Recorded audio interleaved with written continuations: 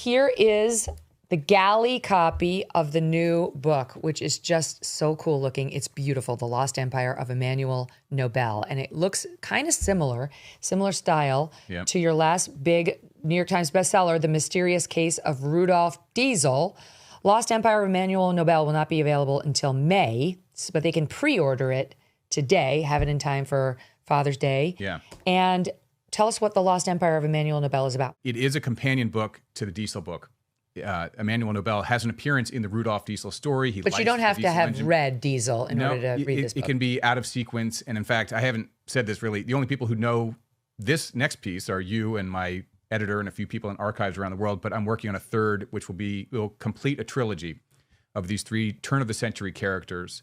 Emanuel Nobel essentially established the Russian oil industry along the Caspian Sea in southern Russia. So by 1900, he and his family had built an oil business larger than Standard Oil. And in World War I, he controlled more oil than anyone else on the planet. So it was this huge prize sitting in southern Russia that Germany, the Brits, the Bolsheviks, the communists, Japan, everybody wanted to get to the Nobel oil because they had essentially developed a whole oil infrastructure that was superior to anything else in the world. Superior to Rockefeller. That's crazy. Even to Rockefeller. And yet, for reasons explained in the book, Nobel has been obliterated from history. Totally. So this brings him back to life and tells the story. The only Nobel anybody knows is Alfred Nobel, who started the Nobel Prizes. This is Emanuel Nobel, his nephew, built a totally different, bigger fortune that has been totally forgotten, wiped out. His name is not really known at all in connection with the awards. That's all the Uncle Alfred who did dynamite.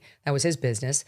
And do you reveal why? But I mean, like a little. I mean, it has to, of course, when the communists took over, Stalin and Lenin, they nationalized all these businesses. But everyone, even in that time, even when the Bolsheviks had taken over, everyone thought the communists are going to last about 3 days.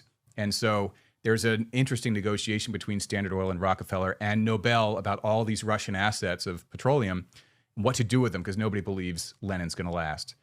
And with regard to the prize, though, so Alfred Nobel and the prizes, he was an investor in the oil business of his brothers and nephew.